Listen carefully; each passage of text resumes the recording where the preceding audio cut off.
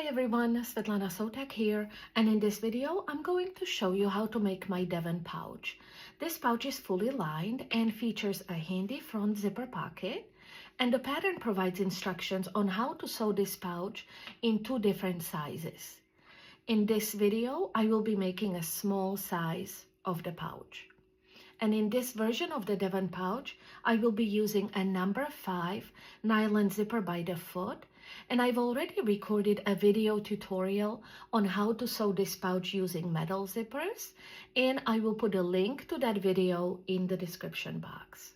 I went ahead and cut out all my panels and adhered fusible interfacing to the wrong side of each of the corresponding panels. And you can find all the cutting measurements for both sizes, as well as step-by-step instructions and color photos in the pattern. And I will put a link to the pattern as well as the materials and supplies I'm using in the description box below the video. As I already mentioned, this version of the DEVON pouch is made using a number 5 nylon zipper by the foot, and I will be adding fabric tabs to each end of the main zipper. And you can check out my detailed video on how to shorten a nylon zipper and how to add fabric tabs if you want to see the whole process in more detail. Let's get started, shall we?